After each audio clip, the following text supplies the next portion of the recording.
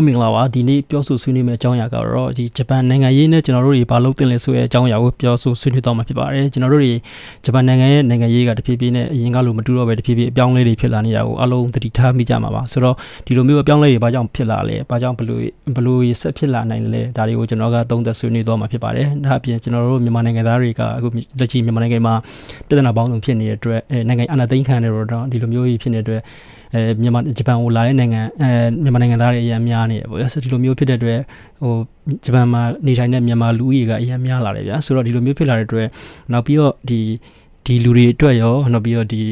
ရှားလာတော့နောက်ထပ်ဂျပန်ကိုလာတော့မဲ့ညီငယ်တွေပေါ့နော်ညီမတွေအတွက်အားလုံးအတွက်ပါကျွန်တော်ကဒီဗီဒီယိုကိုပြန်လည်မျှဝေဆွေးနွေးခြင်းဖြစ်ပါတယ်ဆိုတော့ဒီဗီဒီယိုကိုသုံးသပ်ဆွေးနွေးရမှာကျွန်တော်ကဒီပထမဆုံးအနေနဲ့ဂျပန်နိုင်ငံဘာကြောင့်တိုးတက်လာတယ်လဲပြီးတော့ဘလူးတိုးတက်လာတယ်လဲနောက်ပြီးတော့ဘလူးကြာဆုံးလာတယ်လဲဂျပန်နိုင်ငံရဲ့စီးပွားရေးတွေဘလူးကြာဆင်းလာလဲနောက်ပြီးတော့နိုင်ငံရေးအပြောင်းလဲဘလူးဖြစ်နေလဲနောက်ပြီးတော့ဒီအပြောင်းလဲတွေအကြောင်းအနာဂတ်ဂျပန်ကဘလူးဖြစ်လာမလဲဒါတွေကိုကျွန်တော်ကပြောဆိုဆွေးနွေးတော့မှာဖြစ်ပါတယ်ဒါတွေကိုပြောဆိုဆွေးနွေးရမှာဒီကိုကမြန်မာနိုင်ငံသားပေါ့နော်နိုင်ငံသားတယောက်အနေနဲ့ဂျပန်လူနေရာမျိုးမှာရှင်းသတ်မှဆိုရင်ဘာကြီးလုပ်တင်လဲဒါနဲ့ပတ်သက်လို့ကျွန်တော်ကကျွန်တော်ရဲ့အမြင်ကိုမျှဝေသုံးသပ်သွားမှာဖြစ်ပါတယ်ဒီလိုမျိုးမျှဝေသုံးသပ်ရမှာကျွန်တော်ကဒီကျွန်တော်ပြောတဲ့စကားတွေဒီတောင်ရောက်မြောက်ရောက်ပေါ့နော်ဒီစီးလို့ပေါင်းလို့မဖြစ်အောင်လို့အတွက်ကျွန်တော်ကဒီနိုင်ငံရေးမှာရေးပါတဲ့ဒီ gain theory ဆိုတဲ့ရှုထောင့်ကနေပြီးတော့မျှဝေသုံးသပ်သွားမှာဖြစ်ပါတယ်ဆိုတော့ကျွန်တော်ပထမဆုံးအနေနဲ့ဒီ gain theory ရဲ့သဘောတဘာဝကိုရှင်းပြပြီးတော့ကျွန်တော်ဒီရှုထောင့်ကနေပြီးတော့ကျွန်တော်တို့ဂျပန်နိုင်ငံရေးကိုလှမ်းကြည့်မယ်ပေါ့နော်ဒီလိုလှမ်းကြည့်ပြီးတော့ကျွန်တော်တို့ဘာတွေလုပ်တင်လဲဆိုတာမျိုးကိုကျွန်တော်ကဒီဗီဒီယိုကနေပြီးတော့မျှဝေပေးမှာဖြစ်ပါတယ်ပထမဆုံးအနေနဲ့เนาะကျွန်တော်တို့ gain theory ကိုကျွန်တော်ကပြောဆိုဆွေးနွေးသွားခြင်းပါတယ်เนาะဘာကြောင့် gain theory ကိုမိတ်ဆက်ရလဲဆိုတော့ဒီကျွန်တော်ရဲ့ဝေဖန်သုံးသပ်ရေးတွေမှာကျွန်တော်ရဲ့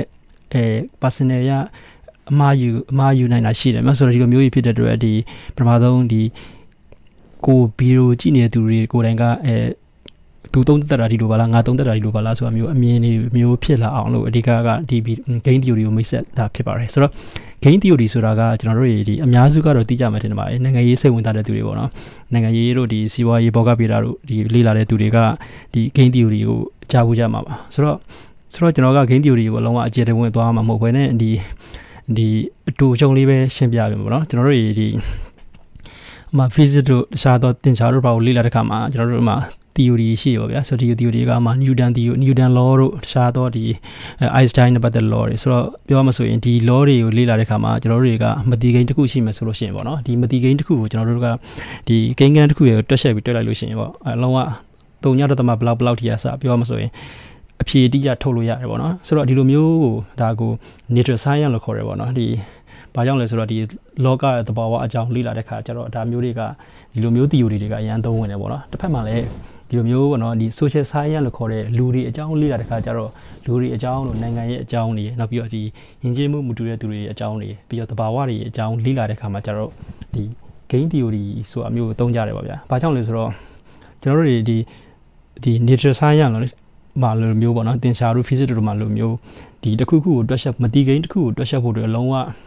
အတိအကျပေါ့နော်လူတယောက်ဘာစဉ်းစားနေလဲဘာလှုပ်လာနိုင်မလဲဆိုတာမျိုးကိုကျွန်တော်တို့ကအတိအကျခံမှန်းဖို့ခက်တယ်ပေါ့နော်ဒါပေမဲ့ဖြစ်နိုင်ခြေရှိတာတွေကိုပဲကျွန်တော်တို့ကသုံးသပ်ရတယ်ပေါ့ဗျာဆိုတော့ gain theory ရဲ့သဘောတရားကလည်းအဲ့လိုပါပဲလူတယောက်ဘာလှုပ်လာမလဲဒီလူဘာလှုပ်လာမလဲဆိုတာနဲ့ပတ်သက်လို့ထားပါစို့ဖြစ်နိုင်ခြေအများဆုံးပေါ့နော်ဒါကိုကျွန်တော်တို့ကလေ့လာသုံးသပ်တာဖြစ်တယ်ဆိုတော့ဒါဒီ 100% မှန်ကန်ခြင်းမှန်ကန်မယ်ဆိုတော့ကျွန်တော်ရဲ့ယူဆချက်ဒီလည်းမှန်ကန်ခြင်းမှန်ကန်မယ်ဒါပေမဲ့ဖြစ်နိုင်ခြေကတော့အများဆုံးဖြစ်တယ်ပေါ့နော်ဆိုတော့ဒီလိုမျိုးကြောင့်ကျွန်တော်က gain theory ကိုမိတ်ဆက်ပေးမှာဆိုတော့ gain theory ဆိုတာကလူတွေကတခုခုကိုစဉ်းစားတဲ့အခါမှာလူအများစုကလောဘနဲ့ဆိုတော့လောဘနဲ့ကိုယ့်အတွက်ကိုစဉ်းစားကြတယ်ဗျာကိုယ့်အတွက်စဉ်းစားတယ်ကိုယ့်နိုင်ငံအတွက်စဉ်းစားတယ်ကိုမိသားစုအတွက်စဉ်းစားတယ်ဒီလိုမျိုးစဉ်းစားတဲ့အတွက်လူတဦးတယောက်3-4ယောက်ပေါင်းလုပ်မှဆိုလို့ရင်ဒီလူတယောက်မှာသူစဉ်းစားတဲ့ပုံစံကဘယ်လိုမျိုးရှိမလဲပေါ့နော်အဲ့လိုမျိုးပေါ့နော်ဒါကို gain theory လို့ခေါ်တယ်ပေါ့နော်ဆိုတော့ gain theory မှာနာမည်ကြီးတဲ့ဥပမာတစ်ခုရှိတယ်ပေါ့ဗျာဆိုတော့ဒီဥပမာကဒီဥပမာမသွားခင်ပထမဆုံးပေါ့နော်ဒီနိုင်ငံကဥပမာနိုင်ငံတစ်နိုင်ငံကထပ်ပါစို့ဒေါ်နယ်ထရန့်ကအီရန်ကိုကျူးကျော်တိုက်ခိုက်တယ်ဆိုပါစို့ဒီလိုမျိုးကျူးကျော်တိုက်ခိုက်တဲ့မှာသူလူကျူးကျော်တိုက်လိုက်လို့ရှိရင်အမေရိကန်အတွက်ဘာရမလဲဒါမှမဟုတ်လေတခြားနိုင်ငံအတွက်ဘာရမလဲဒီလိုမျိုးပေါ့နော်ဒီလိုမျိုးစဉ်းစားသုံးသပ်တာပါမြန်မာနိုင်ငံဆိုလို့ရှိရင်ဥပမာထပ်ပါစို့ထိုင်းကိုစီးပွားကျူးကျော်တိုက်ခိုက်မယ်ဆိုရင်ငါတို့ကကျူးကျော်တိုက်ခိုက်ရင်ဘာရမလဲဒါမှမဟုတ်လေပူပေါင်းရင်ဘာရမလဲဒီလိုမျိုးစဉ်းစားကြပါဆိုလိုမျိုးစဉ်းစားတဲ့ခါကိုဒီ gain theory ကိုလူတွေကသုံးပြကြတယ်ပေါ့ဗျာဆိုတော့ game theory မှာတင်ချတဲ့ဥပမာတစ်ခုရှိရဗျာဒီဥပမာကတော့ဒီထောင်သားဥပမာပါဗျာဆိုတော့လူနှစ်ယောက်ထောင်ဖန်ခံရတယ်ပေါ့ဗျာဖန်ခံရတဲ့ခါမှာသူတို့အမှုစစ်တယ်ပေါ့အမှုစစ်လို့ရှိရင်ဒီထောင်ရဲ့ဥပဒေသားအရာပေါ့နော်သူတို့ရဲ့အမှုကတကယ်လို့အမှုတာမှန်ကန်မယ်ဆိုလို့ရှိရင်နှစ်ယောက်လုံးကထောင်3နှစ်စီကြာမယ်ပေါ့ဗျာဒါပေမဲ့အမှုကလည်းမတိနေရအောင်ဆိုတော့ဒီလူတွေကိုဘယ်လိုစစ်မလဲပေါ့ဆိုတော့ဒီနှစ်ယောက်ကိုတခန်းစီခွဲထားလိုက်တယ်နောက်ပြီးတော့ဒီတယောက်ကိုမေးတယ်ပေါ့နော်မင်းကိုသူတို့ရဲ့အမှုကမတိနေအောင်ဆိုရင်တော့ဒါအမှုကပြောလို့ဘာလုပ်တဲ့အမှုဆိုမျိုးတခြားဘောက်မတိအောင်ဆိုရင်တော့သူတို့ထောင်တစ်နှစ်ပဲရှာလို့ရမယ်ဆိုတော့ဒါပေမဲ့ဒီသူတို့နှစ်ယောက်ကိုခွဲထားလိုက်တယ်ခွဲထားပြီးတော့မင်းတို့ကိုပြောတယ်ပေါ့နော်မင်းတို့ဒီအမှန်တမ်းဝန်ခံတဲ့သူကိုငါထောင်9လပဲရှာမယ်ဒါပေမဲ့ငြိမ်းနေဘာမှမပြောဘဲနေတဲ့သူဆိုရင်တော့ဒီထောင်9နှစ်ရှာမယ်ပေါ့ဗျာဆိုတော့ဒီလိုမျိုးထောင်6လပဲရှာမယ်တရားကိုထောင်9နှစ်ပဲရှာမယ်ဒီလိုမျိုးပြောလိုက်တဲ့ခါကျတော့အများစုကလူအများစုကတော့တယောက်တစ်ယောက်အခန်းလဲခွဲထားရဲဆိုတော့တယောက်တစ်ယောက်သစ္စာဖောက်ဖို့အလားလားပို့များတယ်ဗျာဆိုတော့ဒီလိုမျိုးနဲ့လူအများစုကဒီသစ္စာဖောက်ကြတယ်ပေါ့သစ္စာဖောက်တော့အများစုကဒီ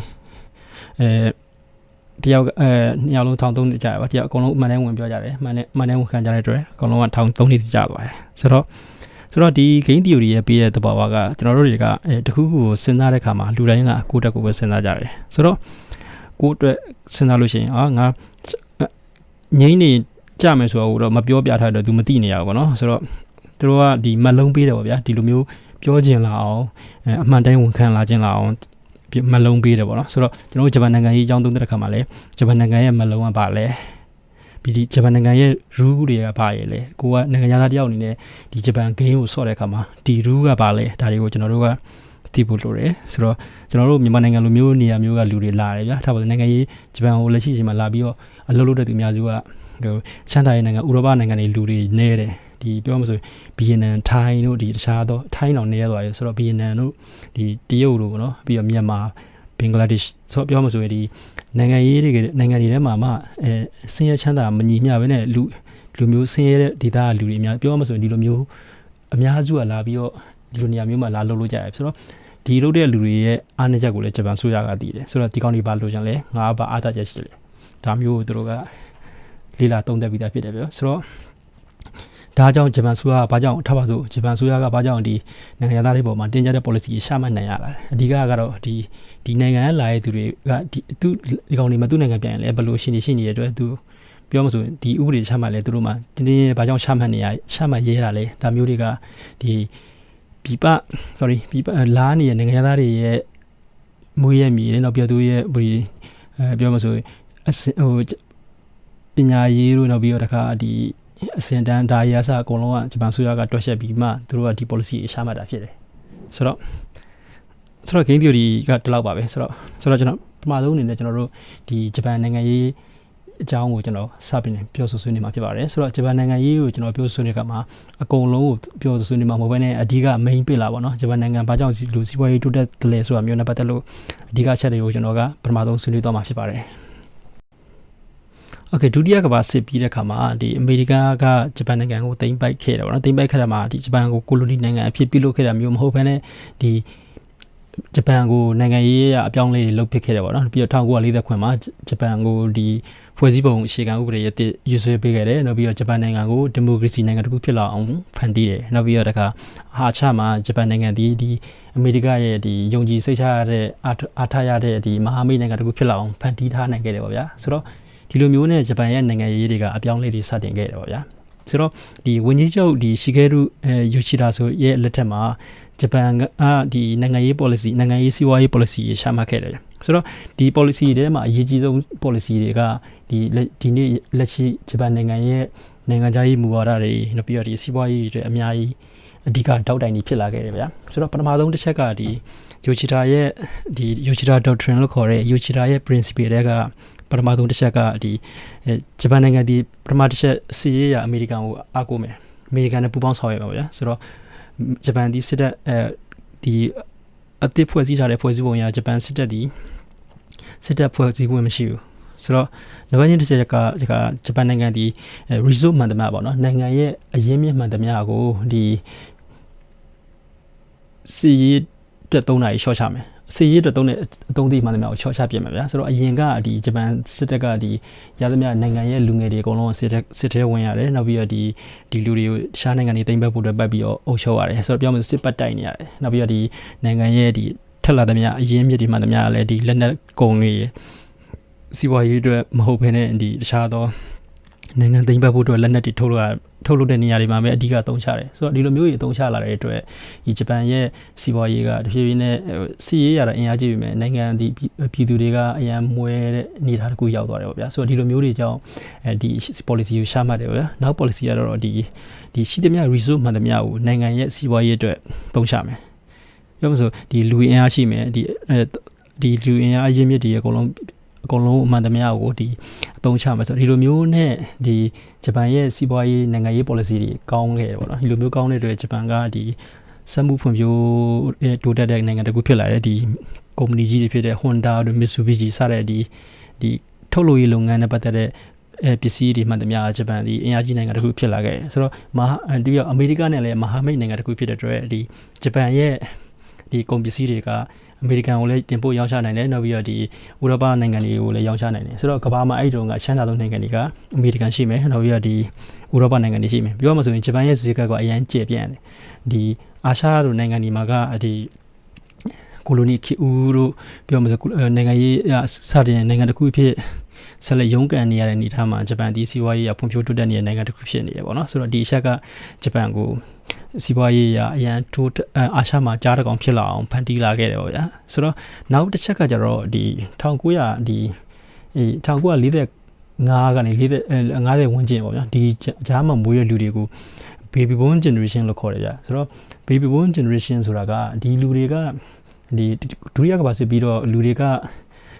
ကအိမ်တော်ပြုတောင်းမွေးရတယ်ပေါ့ဗျာဆိုတော့ကလေးတွေရမ်းအများကြီးမွေးကြတယ်ဗျာပြောမှဆိုလူကြီးတန်း30ရဲ့မကပြောမှဆိုလူကလေးတွေရမ်းများမွေးတော့ဒီမွေးတဲ့ကလေးတွေက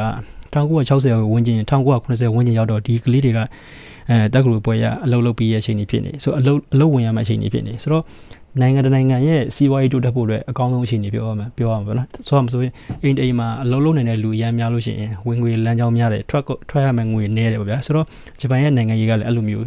အနေအထားတစ်ခုရောက်ခဲ့ရပေါ့နော်လုပ်နေတဲ့လူတန်းစားတွေရမ်းများကြီးလူငယ်တွေအများကြီးရှိတယ်စစ်ကြောင့်ဒုတိယကမ္ဘာစစ်ကြောင့်အငတ်ဘေးတွေစိုက်တာမျိုးတွေဒုက္ခမျိုးတို့ခံရတဲ့အတွက်အသက်ကြီးရွယ်တွေရှားပါတယ်ဆိုတော့အလုံးလုံးတဲ့လူသားရမ်းများတဲ့အတွက်နိုင်ငံဒီဝင်ငွေရမ်းများတယ်ပြီးတော့ဒါမျိုးကိုဒီစီးပွားရေးပညာရှင်တွေရှုထောင့်ကသုံးသပ်မှဆိုလို့ရှိရင်ဒါကို demographic divide လို့ခေါ်တယ်ပေါ့နော်ဒီနိုင်ငံတစ်ခုစီးပွားရေးတိုးတက်ဖို့အတွက်အကောင်းဆုံးအခြေအနေလို့သတ်မှတ်ကြတယ်ပေါ့ဆိုတော့ဂျပန်ဒီလူတွေကအရန်လှုပ်ကြတယ်အရန်လှုပ်တဲ့အတွက်ဒီစုမိဆောင်မိလည်းရှိကြတယ်ပေါ့ဗျာစုမိဆောင်မိရှိရတဲ့ဘန်ဒီမှာပတ်စံစုကြတယ်ဂျပန်တွေကပတ်စံစုတဲ့အကျင့်ရှိတယ်ပေါ့ဆိုတော့ဒီလိုမျိုးပတ်စံစုတဲ့အတွက်ဘန်ဒီမှာစုငွေအရန်များတယ်စုငွေအရန်များတဲ့အတွက်ဘန်ဒီကနေပြီးတော့အရှင်းငွေတွေပြန်ချုပ်ထည့်ပြီးတော့ပြန်ထုတ်ပေးတယ်ပြန်ထုတ်တဲ့အတွက်ပြောမှဆိုအစိုးရဒီလုပ်ငန်းတွေမှာပြန်ရင်းနှီးရပြောမှဆိုစီးပွားရေးကတိုးတက်နေရဲ့ဆိုဒီလိုနဲ့ဂျပန်ကကမ္ဘာမှာစီးပွားရေးကအရန်အင်အားကြီးတဲ့နိုင်ငံတစ်ခုဖြစ်လာခဲ့တယ်ပေါ့နော်ဒီလိုမျိုးဖြစ်လာတဲ့ခါမှာဒီဂျပန်တွေကဒီစီးပွားရေးငွေကြေးသုံးစွဲနိုင်မှုကအရန်မြင့်မားလာခဲ့တယ်ပေါ့နော်ဆိုတော့အဲ့ဒီတုန်းကဒီ salaryman ကရှာလို့ခေါ်တဲ့ဒီလကစားရင်ကျင်းမှုဆိုတာထားခဲ့ရပေါ့နော်အလုပ်တွေဒီလုပ်ငန်းကြီးတွေရဲ့ဝန်ထမ်းတွေကစားနိုင်တောက်နိုင်တယ်လှုပ်နိုင်တယ်ဒီလိုမျိုးရှိခဲ့တယ်ပေါ့ဗျာဆိုတော့ကျွန်တော်တို့မြန်မာနိုင်ငံမှာဆိုလို့ရှိရင်ဒီအရင်ခေတ်ကသွားလို့ရှိရင်တကြီးသားကိုသွားမစားနဲ့ဘာလို့လဲဆိုတော့မိုက်တယ်ရမ်းတယ်အဲ့လိုမျိုးပဲပေါ့နော်ဂျပန်မှာလည်းဒီ salaryman လို့ခေါ်တဲ့ဒီလကစားဝန်ထမ်းတွေကုမ္ပဏီဝန်ထမ်းတွေကိုသွားမစားနဲ့ဘာလို့လဲဆိုတော့သုံးနိုင်ဖြုံးနိုင်တယ်ကျန်းနိုင်တယ်ဒီလိုမျိုးတွေထိနိုင်ငံရဲ့စီးပွားရေးကောင်းခဲ့တော့ဗျာဒါက baby boom generation ရဲ့ရှုထောင့်ပေါ့နော်ဆိုတော့ဒီ baby boom generation တွေကအခုလက်ရှိအချိန်မှာကအနားယူရမယ့်ကာလရောက်နေဆိုတော့သူတို့မနာယူခင်တော့သူတို့အလုပ်တွေလုပ်ခဲ့တယ်အခွင့်အရေးဆောင်ခဲ့တယ်ဒီအဆောင်တဲ့ခွင့်တွေကသူတို့ရဲ့အခွင့်အရေးပုံမှန်ရဖို့အတွက်သူတို့တွေကတောင်းဆိုမဲ့ချိန်ရောက်လာတယ်ဒါဒီဂျမန်နိုင်ငံရဲ့အကြတစ်ခုတွေမှာသက်ဆိုင်နေတဲ့အရာတစ်ခုပေါ့နော်ဆိုဒီ baby boom generation တွေကဒီဂျပန်ရဲ့ဒီကံကောင်းဆုံး generation တွေလို့ပြောလို့ရမှာဗျဆိုတော့ဒီလူတွေကအခုလက်ရှိချိန်မှာအခုပင်စင်ကာလရောက်နေပေါ့နော်ဆိုတော့ဒီလူတွေကအလုပ်လည်းအရန်စူးစမ်းကြတယ်ဂျပန်တွေအလုပ်စူးစမ်းတယ်ဆိုတော့ဒီ generation တွေကပြရုပ်ဖြစ်တယ်ဗျဆိုတော့အခုလက်ရှိဝန်ကြီးချုပ်ဖြစ်တဲ့ဆန္ဒရေးတခိုင်ရှိကကျတော့သူတို့ကကျတော့ baby boom generation ရဲ့ second generation third generation ဝန်ကြီးလောက်ပဲသွားကြမယ်ဆိုတော့ဒီလူတွေမှာလည်းဒီရှေ့ရ senior တွေပေါ့နော်စံပိုင်းတွေရဲ့ဒီ အလုပ်လုပ်တဲ့ကာရှာတွေပေါ့နော်အလုပ်ကိုအရင်လုပ်တယ်ဒီလိုမျိုးဟာတွေကသူတို့မှာတက်ရောက်မှုရှိတယ်ဆိုတော့ဒီ generation တွေကအပြောင်းလဲတွေဖြစ်လာနေပါဗျာဆိုတော့ဂျပန်အဲ့တုန်းကရန်ချမ်းသာတဲ့အတွက်ဒီဂျပန်နိုင်ငံရဲ့အချမ်းသာမှုကဒီတိုကျိုနန်းတော်ရဲ့အောက်မှာရှိတဲ့မြေဈေးနှုန်းတွေကဒီကယ်လီဖိုးနီးယားမှာရှိတဲ့အမေရိကန်ရဲ့ကယ်လီဖိုးနီးယားပြည်နယ်တစ်ခုလုံးမှာရှိတဲ့ဒီဘယ်လဲအင်ယာမြေလုပ်ငန်းတွေအကုန်လုံးတက်ကိုဈေးကြီးတယ်လေးစားမကဈေးကြီးတယ်လူမျိုးအဲ့လောက်ထိဖြစ်ခဲ့တယ်ပါဘာကြောင့်လဲဆိုတော့ဒါဘာကြောင့်ကယ်လီဖိုးနီးယားနဲ့ရှင်လဲဆိုတော့ဂျပန်နိုင်ငံရဲ့စိုက်ကဒီအမေရိကန်နိုင်ငံရဲ့ကယ်လီဖိုးနီးယားပြည်နယ်တစ်ခုလောက်ပဲရှိတယ်ဒါပေမဲ့ဂျပန်ရဲ့ဒီကုန်စည်နှုန်းတွေတော့ကြောင့်အရင်မြင့်တက်ပြီးတော့ချမ်းသာလာခဲ့တယ်ပေါ့ဗျာဆိုတော့ဒီလိုမျိုးချမ်းသာခဲ့တဲ့နိုင်ငံကနေပြီးတော့တဖြည်းဖြည်းဂျပန်နိုင်ငံရဲ့အကြတွေကတဖြည်းဖြည်းရောက်ရှိလာတယ်ဗျာဆိုတော့ဒီနေ့ရောဂျပန်အခုပိုင်းကတော့ဒီဂျပန်ရဲ့ကြာဆုံးလာတဲ့အပိုင်းကိုကျွန်တော်ကပြောဆိုဆွေးနွေးသွားမှာဖြစ်ပါတယ်ဆိုတော့ဒီကြာဆုံးဆွေးနွေးလာတဲ့အပိုင်းတွေကဒီ1980ဝန်းကျင်ကစမယ်ဗျာဆိုတော့ဒီကstore ဈေးနှုန်းတွေတက်တယ်ပေါ့နော်ဒီ store ဈေးနှုန်းတွေတက်တယ်နောက်ပြီးတော့မြေဈေးနှုန်းတွေရောတက်တယ်မြေဈေးနှုန်းတွေတက်တဲ့ဒီစီးပွားရေးကြောင့်တက်လာဘဏ်တွေရဲ့အလုပ်လုပ်တဲ့ပုံစံကလည်းစီးပွားရေးတက်မှတင်ပြီးတော့ချင်းငွေထုတ်ရှင်းရမျိုးပြောမှဆိုရင်ကျွန်တော်ပတ်စံသိန်း100ရှိလို့ဘဏ်ကတော့ဘဏ်မှာသိန်း100လုံးရှိနေမှရှိမယ်ဗျာစင်းရပဲရှိမယ်ဆိုတော့လိုအပ်တဲ့လူတွေများသူတို့ကပြန်ပြီးတော့ပြန်ရှင်းငွေလောက်ရတဲ့အတွက်ပြောမှဆိုရင်ဒီလိုမျိုးစီးပွားရေးပြက်ကဖြစ်တဲ့အခါမှာဘဏ်တွေကအဓိကပို့ပြီးတော့တက်ရောက်မှုရှိတယ်ဒီလိုမျိုးတက်ရောက်မှုရှိတဲ့အတွက်ပြောမှဆိုဈေးရင်းနှုန်းတွေကကမောက်ကမတွေဖြစ်ကုန်တယ်ဆိုတော့အိမ်ချမ်းမြေဝယ်လို့ရှိရင်ဘန်ဒီရရှိရတော့ဒီဘန်ဒီရဲ့ဈေးနှုန်းကဘန်ဈေးနှုန်းတွေငွေဈေးနှုန်းတွေကျတယ်ပေါ့နော်ဒီဈေးနှုန်းတွေကျတော့ဘန်ဒီတိုင်ပတ်တယ်ဘန်ဆိုတာကလည်းဒီပတ်စံရှိရဲ့သူပေါ်မူတည်ပြီးတော့ဒီငွေပတ်စံရှိရဲ့လူကထပ်ပါဒီလူမှာပြန်ပြီးတော့ဘယ်လောက်ရှင်းနိုင်လဲဆိုပမာဏပြောပါဒီလူရဲ့ပိုင်ဆိုင်မှုကိုကြည့်ပြီးတော့ပြန်ပြီးငွေရှိရတဲ့အတွက်ဒါပေမဲ့စီးပွားရေးဖြစ်တဲ့အတွက်စီးပွားရေးပြတ်လာရခြင်းတနိုင်ငံလုံးပြတ်လာတဲ့အတွက်ဂျပန်နိုင်ငံရဲ့စီးပွားရေးအပြတ်ဆလာခဲ့တယ်ပေါ့ဗျာဆိုတော့နောက်တစ်ခုကကျတော့ဒီ baby boom ကျွန်တော်ကပြောခဲ့တဲ့ဒီ1940ကနေ50ဝန်းကျင်မွေးခဲ့တဲ့ baby boom generation တွေကအနားယူတဲ့ကာလရောက်နေပြီဗျာဆိုတော့ဒီလူတွေကအနားယူရလာတယ်ဆိုတော့ဒီလူတွေအနားယူတဲ့ကာလဘာဖြစ်လာလဲဆိုတော့ဒ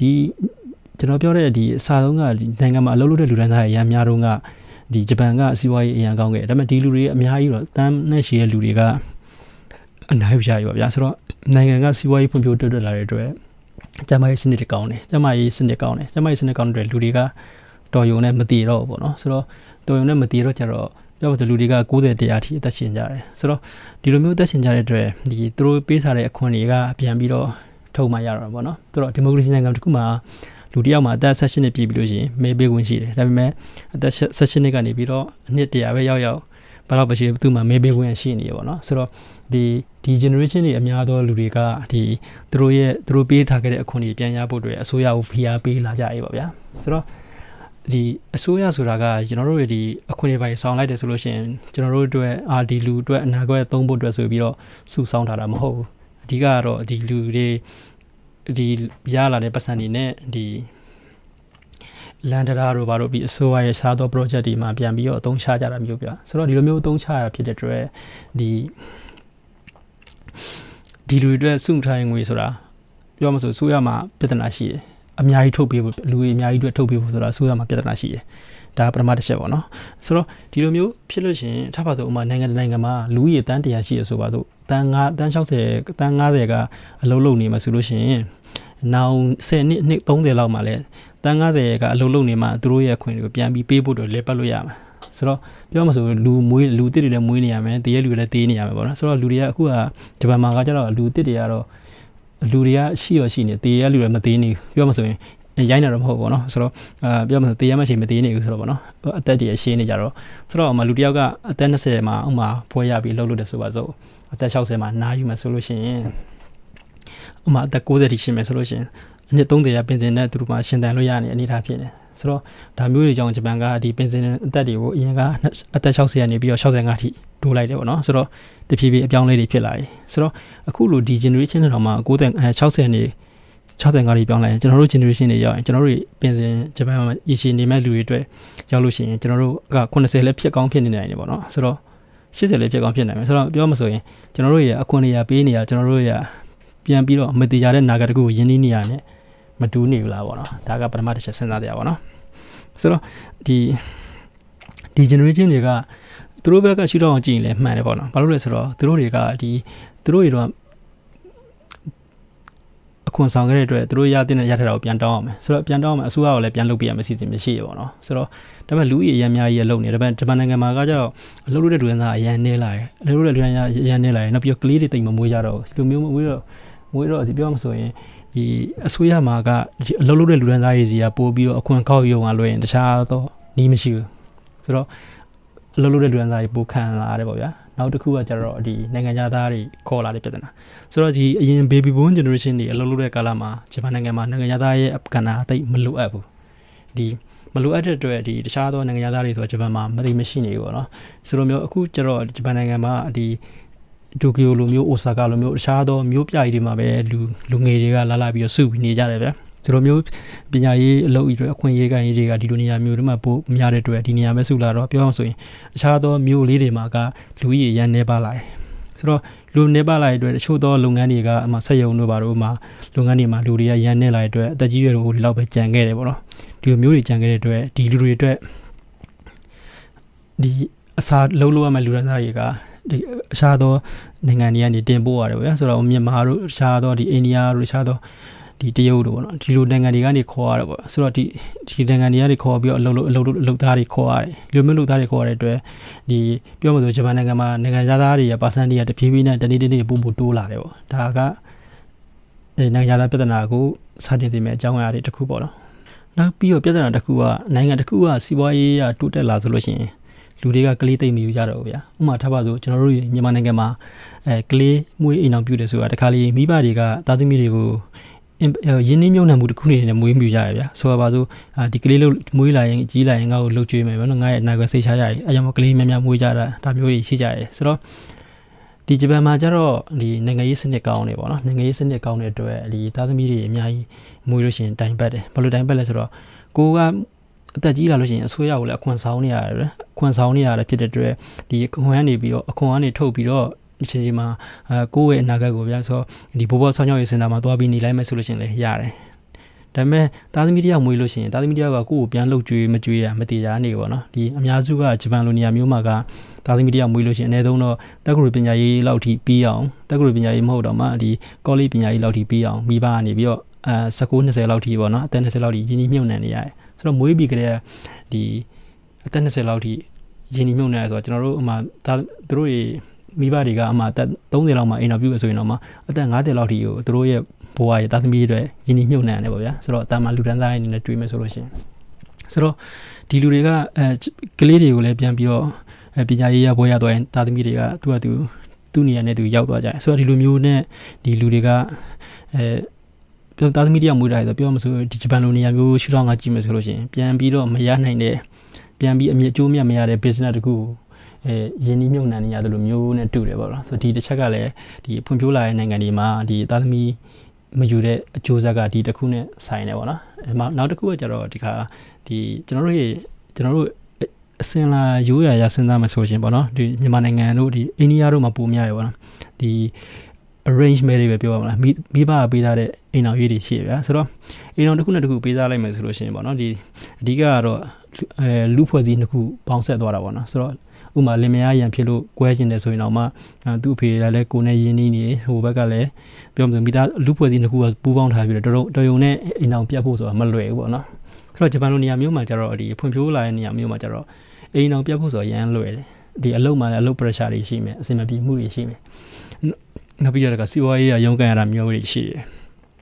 ဒီလိုမျိုး pressure ပေါင်းစုံကြားတဲ့ကမှတခါဒီလိုမျိုးအိမ်တော်ပြုတယ်ဆိုတာလည်းလူဖွဲ့စည်းနှစ်ခုပူပေါင်းတာမျိုးမဟုတ်နေဘူးဆိုတော့ဥပမာကျွန်တော်ကခေါ်သူလိုနေရာမျိုးမှာမွေးတဲ့ဂျပန်တယောက်ဆိုပါစို့ကျွန်တော်ကြောင်းပြီးလို့အလုပ်ရတဲ့နေရာကတိုကျိုနေရာမျိုးမှာရရဲဆိုလို့ရှိရင်တိုကျိုမှာရှိတဲ့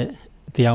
အဲ့လိုမျိုးပဲတခြားသောနေရာလူတယောက်နဲ့လာရမယ်ဆိုလို့ရှိရင်ပြောမဆိုလို့ရှိရင်ဒီတယောက်နဲ့တယောက်ပူပေါင်းလိုက်တဲ့အိမ်တော်ပြုလိုက်တယ်ဆိုတာကတယောက်ရဲ့တယောက်လူဖွဲ့စည်းနှစ်ခုပေါ့နော်စီးနှောင်လိုက်တာမျိုးမဟုတ်ဘဲနဲ့ဒီပြောမဆိုခဏတာရှစ်ကြိုက်ပြီးတော့ပဲဒီပေါင်းလိုက်တယ်ပေါ့နော်ဒီလိုမျိုးတွေကြောင့်ဒီအိမ်တော်ကွဲတဲ့ rate ကပိုအခုလိုဖွံ့ဖြိုးတဲ့နိုင်ငံတွေမှာအိမ်တော်ကွဲတဲ့ rate ပိုများလာတယ်ဒီလိုအိမ်တော်ကွဲတဲ့နှုန်းပိုများလို့ရှိရင်ဥမာသားသမီးတွေပါမွေးထားမယ်ဆိုလို့ရှိရင်ကိုသားသမီးကိုချစ်တဲ့နှုတ်စိတ်နဲ့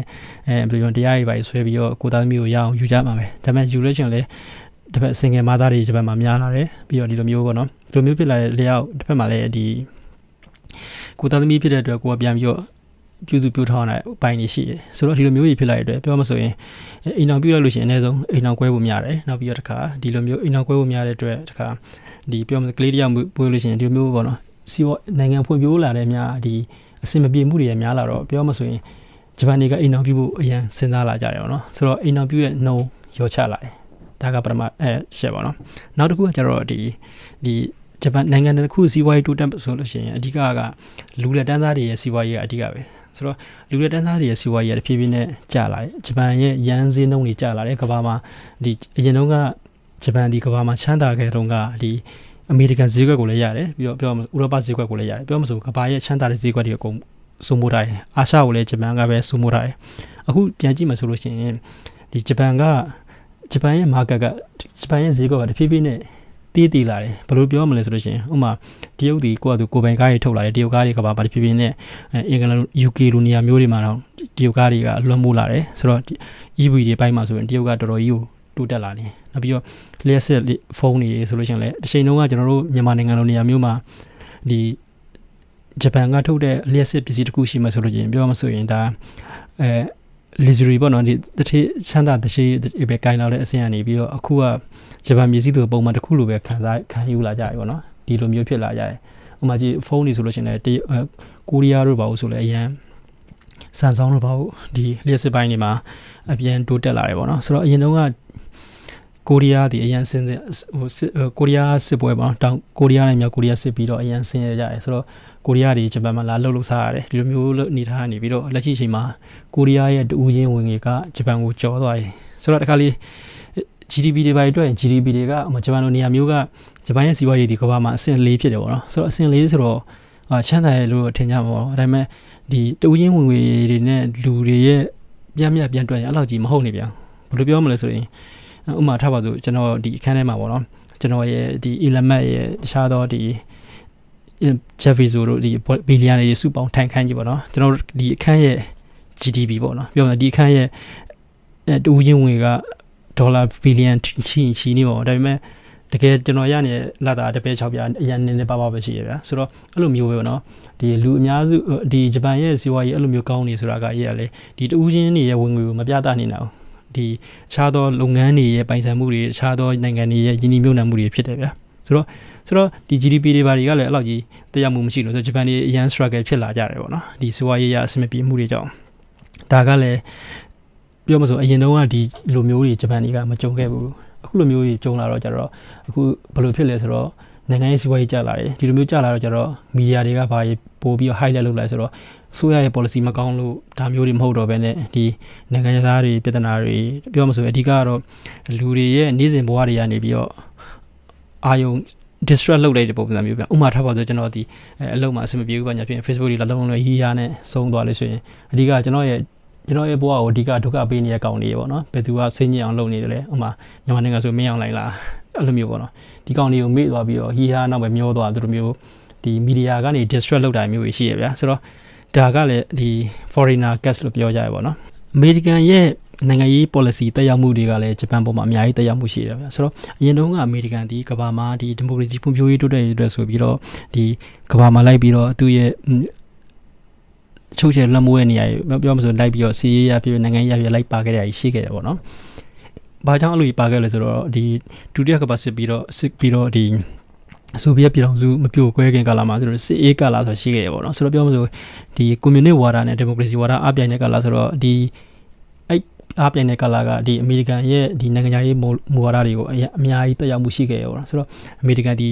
ီဒီမိုကရေစီတိုးတက်ရေးအတွက်လိုက်ပြီးတော့ကမ္ဘာမှာလိုက်ပြီးတော့အင်အားကြီးနေနဲ့လိုက်ပြီးတော့ပါခဲ့ရပေါ့နော်လက်ရှိချိန်မှာအမေရိကန်ရဲ့နိုင်ငံရေးမူဝါဒရေးအပြောင်းလဲဖြစ်လာနေတယ်ဆိုတော့ဒီအီရန်မျိုးတိုက်တာမျိုးတွေဆိုဒီမိုကရေစီတက်လည်းမဟုတ်နေဘူးဆိုတော့အဓိကဒီနာဂတ်ကဘာဒီသဘာဝရင်းမြစ်တွေကတဖြည်းဖြည်းနဲ့ရှားပါလာတယ်ဆိုတော့ဒီမျိုးတွေကိုပို့ပြီးတော့ချုပ်ကန်ထားနိုင်ဖို့ကအင်အားကြီးနိုင်ငံတွေရဲ့အဓိကတန်ဖိုးဖြစ်လာတယ်ပေါ့ဗျာဆိုတော့ဒါတွေဖြစ်ဖို့အတွက်အမေရိကဒီနောက်လိုက်လာနေဆိုတော့ဒီလိုက်လာနေတဲ့အတွက်ပြောမှဆိုဥမာဂျပန်လိုနိုင်ငံမျိုးကစစ်တပ်မရှိဘူးစစ်တပ်မရှိတဲ့အတွက်ဒီလိုမျိုးနိုင်ငံတွေတိုက်ပြီးဖို့အတွက်ဒီဥမာဂျပန်ဒီပတ်ပတ်လေပြည်တွင်းငြိမ်းချမ်းရေးတာဘယ်လောက်ပဲကောင်းနေပြီပတ်ပတ်လေနိုင်ငံတွေကအဆင်မပြေရအများကြီးရှိတယ်ဥပမာဆိုလို့ရှိရင် ဂျပန်ဒီတရုတ်နဲ့အစင်လာရသဘောမကျဘာလို့လဲဆိုတော့ဒီကျွန်းဆွယ်တွေပိုင်းအငင်းပွားမှုတွေလည်းရှိတယ်နောက်ပြီးတော့ဒီအခြားသောသမိုင်းရလည်းဂျပန်တွေကိုတရုတ်တွေကမုန်းကြတယ်တောင်ကိုရီးယားနဲ့ဂျပန်လည်းမတည့်ဘူးဆိုပေမဲ့ဒီဒီမိုကရေစီနိုင်ငံနှစ်ခုဖြစ်တဲ့အတွက်နောက်ပိုင်း generation တွေကတော့တောင်ကိုရီးယားဂျပန်ကအမြင်တွေပြောင်းလဲလာတော့ရှိတယ်နောက်တစ်ခုကကျတော့ဒီမြောက်ကိုရီးယားဒီလည်းဒီနျူကလ িয়ার ဘုံးတွေပါဆန်းတက်မှဆိုလို့ရှိရင်ဒီဂျပန်ကိုကြောပြီးမှဆန်းတက်ရတာပြောမှဆိုနျူကလ িয়ার ဘုံးဆန်းတက်တယ်ဆိုတာကဒီ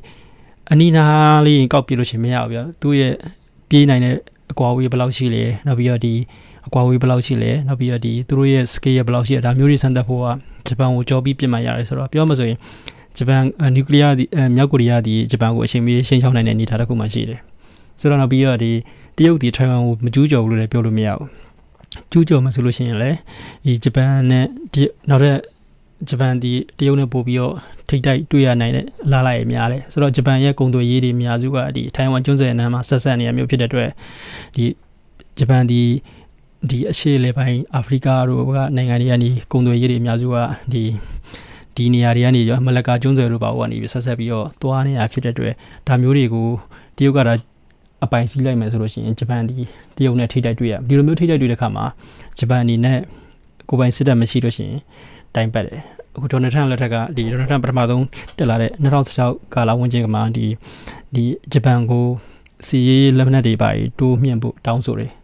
ဥမာဘယ်လိုလဲဆိုရင်ဒီဂျပန်မှာအမေရိကန်စစ်တပ်တွေရှိတယ်ဒီ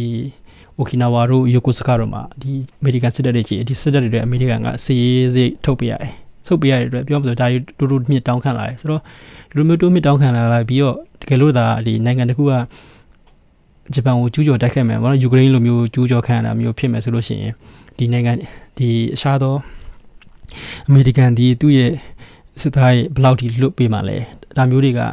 မေကွန်းထုတ်စရာကြီးဖြစ်လာတယ်ပေါ့ဗျအခုအမေရိကန်ရဲ့နိုင်ငံခြားရေးမူဝါဒအပြောင်းလဲတွေကြားမှာဒီလိုမျိုးတွေဖြစ်လာတော့ဂျပန်ဒီကိုယ်ပိုင်စစ်တပ်မထောင်လို့မရအောင်ဆိုတော့ဒီလိုမျိုးတွေကြောင့်ဒီဝန်ကြီးချုပ်အာဘေးလက်ထက်မှာဒီကိုယ်ပိုင်စစ်တပ်ဆိုတာထောင်ဖွဲ့စည်းပုံအရထောင်ခွင့်မရှိနေတဲ့အတွက်ဒီခုခံကာကွယ်ရေးတပ်ဖွဲ့ပေါ့နော် Defense Force ကိုသူတို့ရဖွဲ့ခဲ့ရပါတော့ဒီ Defense Force ကလူကြီးတဖြည်းဖြည်းနဲ့အခုနှစ်ပိုင်းတွေမှာတဖြည်းဖြည်းနဲ့လူကြီးတိုးလာဖို့ရှိတယ်ဒီလိုမျိုးတိုးလာပဲနောက်ပြီးတော့တခါစစ်လက်နက်တွေထုတ်ဖို့အတွက်စစ်လက်နက်တွေကဘာကိုထုတ်ချောင်းရဖို့တဲ့ဒီလက်ချီဝန်ကြီးချုပ်ကဦးဆောင်နေဘာလို့လဲဆိုတော့စစ်လက်နက်တွေလက်ထဲမှာအများကြီးရှိနေလို့ရှိရင်နိုင်ငံတစ်ခုဒါစစ်ဖြစ်လာလို့ရှိရင်ကိုမှစစ်တပ်တာမရှိနေပြီအနေထားတစ်ခုဒီပြန်တိုက်လို့ရတဲ့အနေထားတစ်ခုရှိရပါဆိုတော့ဒါတွေကိုသူတို့တွေကဦးဆောင်နေရပါတော့ဆိုတော့အခုလက်ချီဂျပန်က budget ကဒီပြောမှဆိုရင်ဒီ baby boom generation တွေရဲ့ပင်စင်တွေနောက်ပြီးတော့ဒီကျော်နေလာတဲ့နေရာမှာနိုင်ငံသားတွေကဏ္ဍတွေဒါတွေကနောက်ပြီးတော့အခုလက်ရှိအချိန်မှာကဘာရဲ့နဲ့ပတ်လည်းရေမောင်းတိုင်းနိုင်ဖို့အတွက်ဒီသူတို့ရဲ့ကာကွယ်ရေးတွေမှာပတ်စံတိုးသုံးဖို့ရှိတယ်ဒီလိုမျိုးတိုးသုံးရတဲ့အခါမှာဘာရေးမှာသွားပြီးတရားမှုရှိတယ်ဆိုတော့အလုံးလုံးနေတဲ့လူဒန်းသားတွေပေါ်မှာသွားပြီးတရားမှုရှိတယ်အခုအများစုကထင်မှာပေါ့နော်ဒီနိုင်ငံသားတွေပေါ်မှာမဟုတ်ဂျပန်တွေပေါ်မှာလည်းသူတို့ရဲ့အခွင့်အရေးတိုးကောက်လာတယ်ဆိုတော့အခုဒီကခံရတဲ့သူတွေကတော့ဒီအလုံးလုံးနေတဲ့လက်ရှိလူဒန်းသားတွေပေါ့နော်ဒီလူဒန်းသားတွေကအများဆုံးဒီဒဏ်တွေကိုဘိုးခံလာရတယ်ပေါ့ဗျာဆိုတော့နောက်တစ်ခုကတော့ဒီနိုင်ငံသားမုန်းတဲ့ပြဿနာကိုကျွန်တော်ကဆွေးနွေးပါဖြစ်ပါတယ်ထရန်တို့ကဒီအမေရိကမှာမဲရလာတော့ပြောမှဆိုရင်ဒီတာမန်ပေါ့နော်အမေရိကန်ဒီကြားမှာသူတို့ကဒီ divide and rule လို့ခေါ်တဲ့ဒီခွဲခြားပြီးတော့ဆက်ဆံတယ်ပေါ့နော်ဆိုတော့ဒီအမေရိကန်မှာရှိတဲ့ဒီ Washington မှာရှိတဲ့ဒီထက်တန်းသားလူတွေကဒီတာမန်အမေရိကန်တွေပေါ်မှာဂိမ်းဆိုင်ဦးဘာညာမျိုးပေါ့ပြောမှဆိုရင် American First ဘာညာမျိုးပြောပြီးတော့မဲတွေပါရလာတယ်ပေါ့ဗျာဆိုတော့ဒီလိုမျိုးအားကြလာတဲ့လူကရှိတယ်ဂျပန်မှာရှိတယ်ပေါ့နော်သူကတော့ဒီSansito Party ရဲ့ show ဟက်ခံမိရပေါ့နော်ဆိုတော့သူကိုယ်တိုင်ကလည်းဂျပန် First ဆိုတာမျိုးတွေစလာပေါ့ဂျပန်ဒီငကိုကလေးကပြောမှဆိုပတ်လေကကျွန်းနိုင်ငံမရှိမကျွန်းနိုင်ငံဖြစ်တဲ့အတွက်ပြောမှဆိုအပြင်လာတဲ့သူတွေတို့တွေကအပြင်လူပေါ့နော်ဂိုင်းချင်းလိုပဲသတ်မှတ်ထားတယ်ဆိုတော့သူတို့တွေဒီနိုင်ငံခြားမုန်းတဲ့အခန်းကရှိကြတာပဲဆိုတော့လူတိုင်းမုန်းရတော့မဟုတ်ပေါ့နော်ဒီလိုမျိုးချီတော့ဒါတွေကနိုင်ငံရဲ့စီးပွားရေးကျလာတယ်နောက်ပြီးတော့တစ်ဖက်မှာလည်းအဆင်ပြေမှုတွေများလာတယ်ဒီလိုမျိုးတွေများလာတဲ့ကြတော့ပြောမှဆိုရင်ဒီ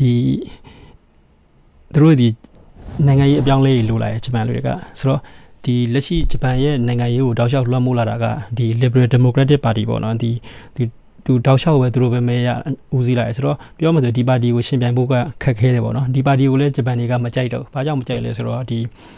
ဒီပါတီကဒီ corporate လုပ်ငန်းပေါ့နော်အရင်းရှင်တွေကိုပို့ပြီးတော့မျက်နှာသာလှုပ်လုံးလာကြတယ်ပေါ့နော်ဆိုတော့ဒီလိုမျိုးတွေကြောင့်ပြောမှဆိုရင်အပြောင်းလဲတစ်ခုမျှော်လင့်နေပေါ့နော်ဆိုတော့ဒီချိုးရခမီယာလက်ထက်မှာပါတီကကျတော့ဒီလိုမျိုး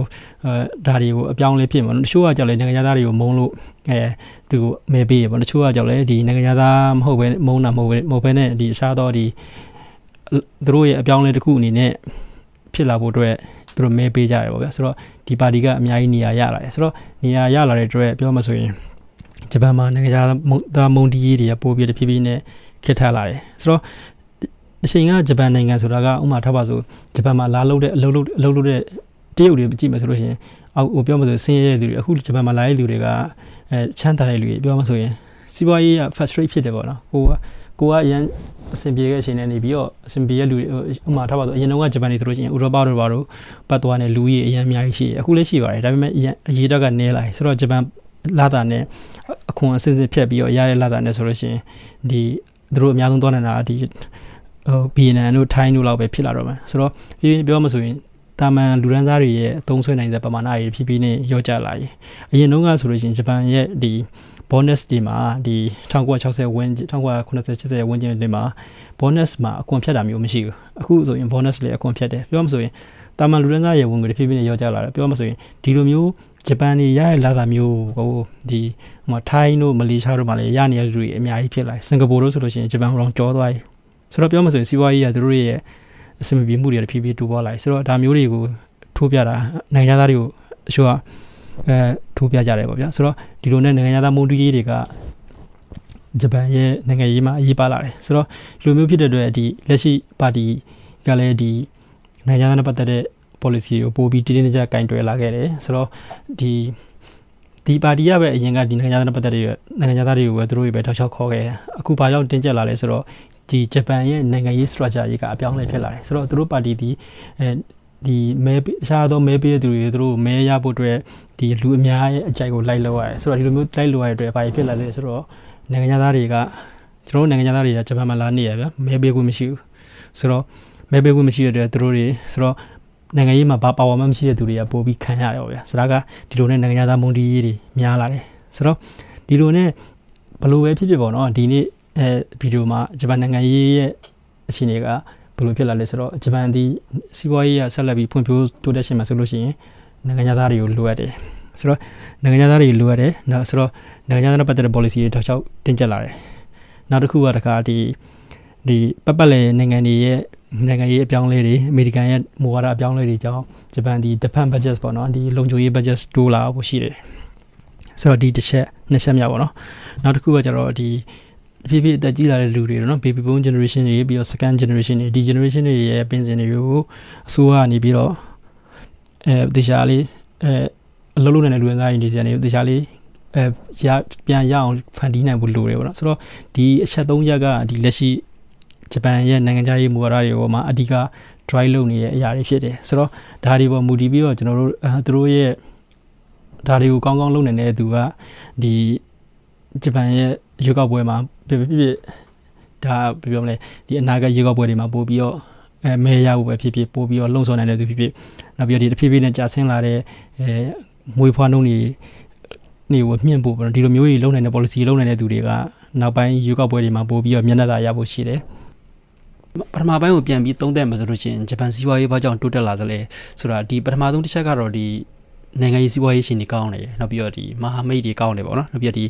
အမေရိကန်ရဲ့နဲ့ပူးပေါင်းထားတဲ့အတွက်ပြောမှဆိုရင်ဒီဂျပန်ဒီကမ္ဘာဈေးကွက်တွေကိုရရှိနေတယ်ဒါကအ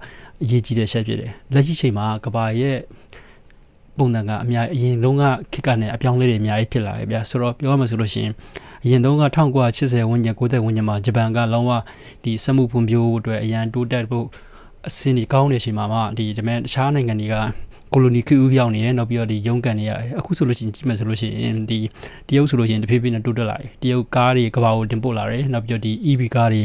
ကမ္ဘာဈေးကွက်ကိုအကောင်းဆုံးရှင်းပြိုင်နိုင်လာတယ်နောက်ပြီးတော့ဒီလျှက်စစ်ပိုင်းမှာဆိုလဲလျှက်စစ်ကားတွေပဲဖြစ်ဖြစ်တရုတ်ပစ္စည်းတွေကတဖြည်းဖြည်းနဲ့ပို့ပြီးတော့နေရာရလာတယ်ပေါ့နော်နောက်တစ်ခုကကျတော့ဒီထိုင်ဝမ်တို့ဘာကိုကြည့်မှဆိုလို့ရှိရင်လေဒီ semiconductor တွေတို့နောက်ပြီးကွန်ပျူတာတွေတို့တခြားသောကွန်ပျူတာမသုံးတဲ့ဒီရှစ်ဆက်တွေပေါ့နော်ဒါတွေကိုထိုင်ဝမ်တို့ကနေရာရလာတယ်ပြောမှဆိုလို့ရှိရင်ဒီကမ္ဘာရဲ့ demand ကပေါ့နော်ငကိုလျှက်စစ်ဖုန်းတွေရေဒီယိုတွေကနေပြီးတော့တဖြည်းဖြည်းနဲ့ပြောင်းလဲလာရပါတော့ဒီလိုမျိုးတွေဖြစ်လာတယ်ကျတော့ဂျပန်ကအရင်ကဖွံ့ဖြိုးခဲ့တဲ့နေရာတွေကနေပြီးတော့နောက်တစ်ဆင့်ပြန်လိုက်ဖို့ကသူတို့ကတဖြည်းဖြည်းနောက်ကျလာတယ်သူကလည်းသူအပိုင်းနဲ့သူကကန္နာကနေရာတစ်ခုထိတိုးတက်နေရဆိုပေမဲ့လည်းဒါပေမဲ့ဒီအသစ်သော demand တွေပေါ့နော်လိုအပ်ချက်တွေကိုသူတို့ကလိုက်ဖြည့်ဖို့အတွက်ဒီကုမ္ပဏီကြီးကြီးထောင်ထားတဲ့သူတွေတော့အရင်ခက်ခဲလာတယ်ပေါ့နော်ဆိုတော့ဒီလိုနဲ့ဂျပန်ရဲ့ market တွေတဖြည်းဖြည်းနဲ့ကျုံလာတယ်နောက်ပြီးတော့ဒီ globalization ဖြစ်လာတဲ့အများဒီအရင်ကဆိုလို့ရှိရင်အာရှမှာဂျပန်ကပဲချမ်းသာတဲ့အတွက်ဒီသူ့ရဲ့ကျော်ချမ်းသာမှုကအရင်များတယ်ပေါ့နော်အဲ့လိုအချိန်မှာဂျပန်လာလှုပ်တဲ့သူဆိုလို့ရှိရင်လည်းစုမိဆောင်ပြီးဖြစ်တယ်ဒါပေမဲ့အခုလိုအချိန်မှာကျွန်တော်တို့ဂျပန်လာပြီးတော့အလုပ်လုပ်တဲ့သူတွေကအဲ့လိုမျိုးစုမိဆောင်ပြီးမျိုးမဖြစ်တော့ဘူးဘာကြောင့်လဲဆိုတော့အခွန်ကိစ္စတွေဖြစ်လာတယ်ဆိုတော့ဒါကြောင့်မို့လို့ဒီဂျပန်ကငကိုကလည်းနိုင်ငံသားအလုပ်သမားမလိုအပ်ဘူးပေါ့နော်အခုနိုင်ငံသားလိုအပ်တယ်လိုအပ်လာတော့ကျတော့ဂျပန်ရဲ့နိုင်ငံရေးကအကြဘက်ကိုရောက်နေစီးပွားရေးတိုးတက်မှုလည်းအကြဘက်ကိုရောက်နေဆိုတော့ဒီလိုမျိုးအကြဘက်တွေကျုံလာတဲ့ခါကျတော့ဒီသူတို့တွေဒီနိုင်ငံသားတွေကိုဂျပန်ကိုလာလှုပ်ဖို့ဆိုတာတကယ်တမ်းတော့အလုပ်လုပ်ဖို့ပဲခေါ်တာဆိုတော့ဘာကြောင့်လဲဆိုတော့နိုင်ငံသားတယောက်ဂျပန်လာမယ်ဆိုလို့ရှိရင်အနည်းဆုံးအလုပ်လုပ်ရှင်အလုပ်လုပ်ဖို့အတွက်ဗီဇာကို supporting ပေးမယ်ထောက်ခံပေးမယ်ကုမ္ပဏီတစ်ခုလိုရတယ်ပေါ့နော်တကယ်လို့ကျောင်းသားတွေပါ scholar နဲ့ commerce ဆိုလို့ရှိရင်လည်းဒီ scholarship တွေပါပေးရဆိုတာကလည်းတကယ်တမ်းဒီလူဖွဲ့စည်းမှပြန်ပြီးတော့အခြေချဖို့အတွက်တခြားနိုင်ငံကနေပြီးတော့ပညာတတ်လူငယ်တွေကို brain drain လုပ်အောင်ခေါ်လာ brain drain တော့ပြောရဆိုဒီအုံနောက်ယိုစီးမှုဖြစ်အောင်လုပ်ပဲဘာလို့လဲဆိုတော့ scholarship တွေကြည့်မယ်ဆိုရင်တဖြည်းဖြည်းနဲ့ဂျပန်စာ level ဘယ်လောက်ရှိရမယ်ဒါမှမဟုတ်လည်းဒီဂျပန်ဆိုတဲ့ပတ်ဝန်းကျင်မှာနေပြောဖို့အတွက်သူတို့ကဒီဖန်တီးပေးထားတယ်ပေါ့ဗျာဆိုတော့ဒီလိုမျိုးတွေဆိုတော့ကျတော့ပြောမှဆိုလို့ရှိရင်ဒါကဘယ်နိုင်ငံမှဆိုဒီလိုမျိုးလုပ်နေကြတာဂျပန်တစ်ခုတည်းမှာမဟုတ်ဘူးပေါ့နော်ဆိုတော့ဒီလိုမျိုးဖြစ်တဲ့ကျတော့ကိုကနိုင်ငံသားတယောက်အနေနဲ့ဂျပန်မှာဘယ်လိုမျိုးရှင်းတတ်မယ်ဆိုလို့ရှိရင်ပေါ့နော်ဆိုတော့လူတွေပေါ်မူတည်ပြီးတော့ဒီရှင်တန်တဲ့ပုံစံမျိုးကကွဲခြားနိုင်တယ်ပေါ့နော်ဆိုတော့အဲအကြောင်းမို့လို့ကျွန်တော်ကဒီ Robert Kiyosaki ရဲ့အမြင်လေးကိုကျွန်တော်ကမြောက်ပြီးကျွန်တော်ပေါ့နော်လူတွေကတယောက်တစ်ယောက်ဝင်ငွေရတဲ့လမ်းကြောင်းမတူကြဘူးပေါ့နော်တချို့ကဒီဆိုတော့ဒီသူ့ရဲ့ Robert Kiyosaki ရဲ့ဝင်ငွေလမ်းကြောင်းကEBSI လို့ခေါ်ရပေါ့နော်ဆိုတော့ E ကဒီ employee ပေါ့နော်အလုပ်သမားတွေပေါ့နော်နောက်တစ်ခုကကျတော့ဒီ big business တွေမှာလုပ်တဲ့သူတွေနောက်တစ်ခုကကျတော့ဒီ investment လုပ်တဲ့သူတွေပေါ့နော်ဆိုတော့ပြောမှဆိုရင်ဒီကျွန်တော်တို့တွေကကိုယ်တိုင်ကပညာရေးစနစ်တွေကောင်းကောင်းနဲ့ကြုံခဲ့ရလူဆိုလို့ရှိရင်ကျတော့လုပ်ငန်းကြီးတွေမှာလုပ်နိုင်တယ်ကုမ္ပဏီကြီးတွေမှာလုပ်နိုင်တယ်ဒါပေမဲ့ကိုယ်တိုင်ကအဲ့လိုမျိုးမဟုတ်ဘူးဆိုလို့ရှိရင်ကျတော့ကိုကာယသုံးပြီးလုပ်ရတယ်ဒီလိုမျိုးတွေလုပ်ရတဲ့အတွက်ဆိုတော့ဒီကိုကာယဒီအချိန်ကန်တဲ့ရှိရပါဆိုတော့ကျွန်တော်ရဲ့ physics ခန္ဓာကိုယ်သုံးပြီးလုပ်ခန္ဓာကိုယ်ကရေရှည်မလုံနိုင်ဘူးပေါ့နော်ဆိုတော့နောက်ပြီးတော့ဒီပြဿနာကဘာဖြစ်လာလဲဆိုတော့အရင်ခေတ်ကဆိုလို့ရှိရင်လူတွေကအသက်50 60လောက်လုပ်ပြီးတော့အသိမလုပ်လို့ထင်မလို့ကျွန်တော်တို့ဘိုးဘွားတွေဆိုလို့ရှိရင်ဒါသားသမီးတွေကအရွယ်တစ်ခုရောက်လာရင်လှုပ်ကြွေးကြတယ်ဆိုတော့သိပြီးလှုပ်ဆရာမလို့ဒါပေမဲ့အခုနောက်ပိုင်းခေတ်ကလူတွေကြတော့အိမ်အောင်ပြုဖို့လည်းခက်ခဲလာတယ်နောက်ပြီးတော့တစ်ခါမှလည်းဒီအသက်ကြီးရဲ့ဒီလှုပ်ရဖို့ chance ကပိုများလာတယ်ဆိုတော့ကိုလှုပ်တဲ့လှုပ်တွေကဒီပတ်စံဝင်ငွေလမ်းကြောင်းတစ်ခုတွေမဟုတ်ဘဲနဲ့ကိုယ့်ရဲ့ skill တစ်ခုကိုပေါ့နော်ဖြည့်နေတဲ့အလုပ်တစ်ခုဖြစ်နေဖို့လိုတယ်ဒါကဒီကိုကဒီအလုပ်သမားအဖြစ်ဆက်ပြီးတော့ရှင်းတယ်မဲ့သူဆိုလို့ရှိရင်ပေါ့နော်နောက်ပြီးတော့ကိုကဂျပန်လာလုပ်တဲ့သူအများစုကပညာတတ်အများစုဖြစ်တယ်ဗျာဆိုတော့ဒီလက်ရှိဂျပန်ရဲ့အလုပ်သမားကာလမှာဆိုလို့ပြောမှာဆို STEM education လို့ခေါ်တဲ့ဒီ ID ဘိုင်းတို့ဒီနည်းပညာဘိုင်းတို့လာတဲ့သူတွေကဂျပန်နေနဲ့ရင်ပေါင်တန်းပြီးတိုးလို့ရတယ်ဒါပေမဲ့ကိုယ်တိုင်မှာကျွန်တော်တို့လိုပေါ့နော်ဒီဂျပန်မှာကျောင်းပြီးပေမဲ့ပြီးတဲ့ပညာရေးကပြောမှာဆိုလို့ရှိရင်ဒီSTEM education မဟုတ်လို့ရှိရင်ကျတော့ဒီဘယ်လိုဒီ liberal arts တို့ပါဖို့ education တွေဆိုလို့ရှိရင်ကျတော့ဂျပန်အနေနဲ့ level 2ပြိုင်တိုးဖို့ကခက်တယ်။ဘာကြောင့်လဲဆိုတော့ဘာသာစကားခက်ခဲရှိမယ်။နောက်ပြီးရင်းချင်းမှုခက်ခဲရှိမယ်။ဒီလိုမျိုးကြီးဖြစ်တဲ့အတွက်ဆိုတော့ကိုကဂျပန်တစ်ခုတည်းနဲ့ကိုတက်တဲ့အလုပ်တစ်ခုဝင်လိုက်လို့အလုပ်တစ်ခုကနေ skill တစ်ခုရလာမယ်ဗျာ။ဒီလို skill တစ်ခုကနေပြီးတော့ဒီဂျပန်နိုင်ငံနဲ့ပဲလုပ်လို့ရတယ်။တခြားနိုင်ငံတွေကူးလို့မရဘူးဆိုရင်အဆင်မပြေနေဘူးဆိုတော့ ID ဘိုင်းတွေပါအများစုလာဖို့အဲ့ဒါနဲ့အများစုလုပ်ဖို့အကြံပေးခြင်းတယ်ပေါ့နော် idea မျိုးကျေပြန့်နေဗျာဆိုတော့ဒါရနေပြီးတော့အတွေ့အကြုံတစ်ခုယူမယ်အတွေ့အကြုံတစ်ခုယူပြီးတော့အင်္ဂလိပ်စကားလည်းအနည်းဆုံး10လောက်အောင်လို့ရှိရင် intermediate level လောက်ရှိနေတော့ထပ်ပြီးနည်းနည်းပါးလေးမိုးမှန်လိုက်ရင်တခြားနိုင်ငံသွားမှဆိုလည်းသွားလို့ရမယ်အနေထားပေါ့နော်ပြောမှဆိုလို့ရှိရင်ကိုကဒီနိုင်ငံရဲ့တနေရာထဲမှာကြောင်ပိတ်မနေဖို့လိုတယ်ပေါ့နော်ဒါကဒီ business နဲ့လို့ချို့ကြတော့တခါဒီဂျပန်ရဲ့စီးပွားရေးစနစ်ဒီအရင်းရှင်စနစ်ကိုရှေ့ခံတာဆိုတော့ corporate လုပ်ငန်းတွေကဒီကျွန်တော်တို့တာမန်ဝန်ထမ်းတွေဆိုလို့ရှိရင်အလုပ်လုပ်မှဆိုလို့ရှိရင်ဗျာဆိုတော့ဒီဝန်ထမ်းလုပ်လို့ရှိရင်ကျွန်တော်ကဒီအစိုးရဘဏ်တွေကိုသုံးရတဲ့ဖြစ်တဲ့အတွက်ကျွန်တော်ဘဏ်ထဲမှာတစ်လဘယ်လောက်ရမယ်ဆိုရအသိတယ်ဆိုတော့ဒီကောင်းစီအခွင့်ဘယ်လောက်ဖြည့်ရမယ်ဘယ်လောက်နှောက်ရမှာတန်းသိတယ်ဒါပေမဲ့ကိုကကိုယ်ပိုင်လုပ်ငန်းလုပ်မှဆိုလို့ရှိရင် ဒီဂျပန်မှာအားသာချက်တွေအများကြီးရှိတယ်ပေါ့နော်ဂျပန်ဒီနိုင်ငံသားတွေအတွက်လည်းလုပ်ငန်းလုပ်ကင်ခွင့်ပြုထားတဲ့နိုင်ငံဖြစ်တယ်ပေါ့အခွင့်ရှောင်နေတာမျိုးဖြစ်ဒါမှမဟုတ်လေတက်တောင့်တက်တာနဲ့လှုပ်ရှင်တဲ့ပုံကိုကကြီးပွားခြင်းတဲ့ပုံစံမျိုးဆိုရင်ဒီကိုယ်တိုင်လုပ်ငန်းလုပ်ဖို့လိုတယ်ပေါ့နော်ကိုယ်ပိုင်လုပ်ငန်းဘာကြောင့်လုပ်ဖို့လိုလဲဆိုတော့အခုအရင်တုန်းကဆိုဆလာဒီမန်ကာရှာလို့ခေါ်တဲ့ဂျပန်မှာယဉ်ကျေးမှုဘယ်လိုပြောလဲလုပ်ငန်းတွေကနေပြီးတော့ဒီလုပ်ငန်းဝင်လာတဲ့တစ်သက်လုံးလုပ်ကြတဲ့ပုံစံမျိုးတစ်ဖြည်းဖြည်းနဲ့ယာတူတစ်ဖြည်းဖြည်းနဲ့တက်သွားတယ်ဒီလိုမျိုးကာရှာမျိုးရှိခဲ့တယ်နောက်ပိုင်းကဒီကာရှာတစ်ဖြည်းဖြည်းပြောက်ကွယ်လာတယ်ဆိုတော့ဘယ်လုပ်ငန်းကိုမှယုံကြည်လို့မရတဲ့အနေအထားဖြစ်လာရပါဗျာဆိုတော့ဒီလိုမျိုးဖြစ်လာတော့ကျတော့ကိုပိုင်လုပ်ငန်းတစ်ခုဖြစ်နေလို့ရှိရင်ကိုယ့်ရဲ့အခွင့်အရေးညာအစကိုယ်တိုင်စီမံလို့ရတယ်ပေါ့နော်ဥပမာထားပါစို့ဂျပန်ဆိုရကcorporate tax ကိုအခွန် tax မှာ company အခွန်ကို40%နဲ့ကောက်မယ်ဆိုပါစို့ဒီအမြတ်ကနေကောက်မယ်ဆိုပါစို့အမြတ်က1100ရဥပမာပြော1100ရှိရဆိုပါစို့1040ကိုအစိုးရပေးရမယ်ဆိုလို့ရှိရင်ဒါပေမဲ့အမြတ်ထဲမှာကိုကအရင်ထဲမှာတခြားသောနီးနဲ့ကိုကြက်လို့လုပ်လို့ရတဲ့လမ်းကြောင်းတွေရှိတယ်ဗျာဆိုတော့ပြောမှဆိုရင်ဒီကိုယ်တိုင်လုပ်ငန်းတစ်ခုဖြစ်နေလို့ရှိရင်ကျတော့လမ်းကြောင်းချဖို့ရလွယ်ပေါ့နော်ဒါကအာသာချက်တစ်ခုရှိရပေါ့နော်ဒါကြောင့်လည်းကျွန်တော်မြန်မာဆိုင်တွေကိုတခြားနိုင်ငံသားတွေကဂျပန်မှာဒီကိုယ်ပိုင်လုပ်ငန်းတွေလုပ်လိုက်လို့ဖြည်းဖြည်းနဲ့အရင်ကနဲ့ဆိုင်ပိုများလာတွေ့ရမှာဒါကလည်းဒီလူဖွဲ့စည်းရဲ့လိုအပ်ချက်လည်းရှိတယ်နောက်ပြီးတော့တရားကိုရီတက်ကြိုက်တဲ့နီးကိုလမ်းကြောင်းချဖွေးလာကြတာပေါ့နော်ဆိုတော့နောက်တစ်ခုကကျတော့ဒီဘယ်လိုပြောမလဲဘွားပေါ့နော်ကျွန်တော်တို့ဒီကျွန်တော်လမ်းပြောက်နေတဲ့လူငယ်လို့ပြောရမလားကိုယ်တိုင်လည်းဒီထဲပါတယ်ပေါ့ဆိုတော့ဘယ်လိုပြောမလဲကျင်ဆက်တွေကကျွန်တော်တို့တော့ကဆိုလို့ရှိရင်ဂျပန်ကိုလာတဲ့လူကကျွန်တော်တို့ဂျပန်ရောက်တော့ကလာတဲ့လူကပြောမှဆိုရင်မြန်မာနိုင်ငံမှာဘွဲရပြီးတော့ဘာဆက်လို့လုံးဝမသိလို့နိုင်ငံခြားအကြောင်းသွားတက်တဲ့လူဘို့အဲ့လိုလောက်ပဲရေးတက်လည်းနေခဲ့တယ်ပေါ့ဆိုတော့အခုကျတော့ဂျပန်ကိုလာတဲ့သူတွေကပုံစံမျိုးစုံရောက်လာကြဗျာဆိုတော့ပြောမှဆိုဂျပန်ကိုလာရင်လို့လာလည်းမဟုတ်အချိန်တွေကမြန်မာနိုင်ငံရဲ့အချိန်တွေရောက်လာကြရပါလူမျိုးဆိုတော့တစ်ဖက်မှာလည်းကိုယ်တိုင်ကဒီကျွန်တော်တို့ဆိုလည်းအရင်ကမြန်မာနိုင်ငံကိုခဏနှစ်ခေါက်လောက်ပြန်လို့ရတယ်ပြန်ခွင့်ရှိရပါတော့ပြန်လို့လွယ်ပေါ့နိုင်ငံရေးရှင်တွေကောင်းတော့အခုကပြန်ဖို့မလွယ်တော့ပြောမဆိုရင်ကိုချစ်တဲ့သူတွေနဲ့လည်းဝေးနေရတယ်နောက်ပြီးတော့တစ်ဖက်မှာလည်းမြန်မာနိုင်ငံကအမှငလင်ဖြစ်လိုက်စစ်ပေးဖြစ်လိုက်ဆိုတော့ဒီလိုမျိုးသတင်းတွေမြင်ရတော့ကျွန်တော်တို့ depression တွေဖြစ်တယ်ဆိုတော့ဒါတွေကကျွန်တော်တို့ရဲ့ဒီနေ့စဉ်ဘဝတွေမှာလာပြီးတော့တက်ရောက်မှုရှိတယ်ဆိုတော့ဒါတွေမြင်တော့ကျွန်တော်တို့တွေကလမ်းပြောက်တယ်စိတ်ညစ်ရတယ်ကိုဘောနဲ့ကိုလည်းတိတ်ပြီးဒီမှာလည်းဒီလိုမျိုးအခွန်တွေပေးလိုက်အလုပ်အကြောင်းလာကတွေပေးလိုက်နောက်ပြီးတော့ဒီလိုမျိုးတွေရုန်းကန်ရတော့ဘွားကကိုမှပြန်ရလမ်းလည်းမရှိနေတဲ့ပုံစံမျိုးဖြစ်တဲ့လူငယ်တွေလည်းရှိတယ်ပေါ့နော်ဒီလိုလူငယ်တွေအတွက်ကကိုယ်တိုင်လည်းဒီထဲမှာပါခဲ့ဘူးပေါ့နော်ဆိုတော့ဒီလိုလူငယ်တွေအတွက်ကကျွန်တော်ရဲ့အကြံပြုချက်ကတော့ဒီဘယ်လိုပြောမလဲကာလာတစ်ခုလောက်ထိပေါ့နော်ကိုဘာရွေးချက်မှမရှိပဲဘွားကိုဖြတ်တန်းကြည့်ပေါ့နော်ပြောသေးမှဆိုရင်ပြောစရာရှိတာပြောပလိုက်ပေါ့နော်ဒါပေမဲ့ဒီကာလာတစ်ခုရောက်ရင်တော့ကိုကဘယ်လိုဘွားမျိုးကိုပြောတယ်လဲပေါ့နော်ဒီလိုမျိုးကိုပြန်ပြီးတော့စမ်းစစ်ဖို့လိုတယ်ပေါ့ဥပမာဒီဆိုတော့ကျွန်တော်တို့ဒီစိတ်ပညာမှာရေးပါတဲ့ဘာမောက်ကတယောက်ပြောတဲ့တယောက်ဥပမာတစ်ခုရှိရဗျာပျော်ချင်တာနဲ့စိတ်ချမ်းသာတာမတူဘူးပေါ့နော်ပျော်တယ်ဆိုတာကျွန်တော်တို့တခုတကယ်ကြီးနေနဲ့သွားလိုက်တာစားလိုက်တာဟေးဟာနဲ့ပျော်လိုက်တာခဏတစ်ဖြုတ်ပျော်လိုက်ရတာမျိုးဒါမှလည်းပါတီသွားတာမျိုးကလပ်သွားတာမျိုးပေါ့နော်ဒီလိုမျိုးဖြစ်ဆေးချလိုက်တာမျိုးပျော်လိုက်တာမျိုးဒါပေမဲ့စိတ်ချမ်းသာကြတော့ကျွန်တော်တို့တွေကကိုယ်တိုင်တခုခု effort လုပ်ရတယ်ပေါ့နော်ကြိုးစားရတယ်နောက်ပြီးတော့ဒီအချိန်ကာလပေးပြီးနီးမြုံနေအောင်မှ10တန်းအောင်တာမျိုးတို့မိဘတွေတွေ့ကိုတခုလုပ်ပေးနေတာပေါ့ပြောမှဆိုကို effort တခုထုတ်ပြီးတော့အဲ့ effort ကြောင့်ကိုယ့်ရဲ့ကြိုးစားအထုမှုကြောင့်ပြန်ပြီးကြည့်နေရတာမျိုးစိတ်ချမ်းသာတယ်ခေါ်တယ်ပေါ့နော်ဆိုတော့အသက်အရွယ်တခုရောက်လာရင်ဒါမျိုးတွေကျွန်တော်တို့ကပျော်ရှင်တဲ့ဘိုင်းကတဖြည်းဖြည်းရောကြလာမယ်တာဝန်တွေများလာမယ်ဒီလိုမျိုးတာဝန်တွေကိုကိုယ်တိုင်ကစိတ်ချမ်းသာအောင်ကိုကကြိုးစားဖို့လိုတယ်ပေါ့နော်ဒါပေမဲ့ကျွန်တော်ပြောဒီအားကိုကျွန်တော်သုံးသပ်တာဒီ game theory analysis ရာသုံးသပ်တဲ့ပုံစံမျိုးဖြစ်တဲ့အတွက်ပြောမှဆိုလူတိုင်းကဘယ်သူမှဆိုကိုယ့်ရဲ့စိတ်ချမ်းသာအောင်ပဲနေကြတဲ့လူတွေကြည့်ပဲဆိုတော့ကိုအကျိုးကြည့်ရရပေါ့နော်ဒါကလေ game theory အားနည်းချက်ကပါလဲဆိုတော့လူတိုင်းကဘယ်သူမှဆိုစိတ်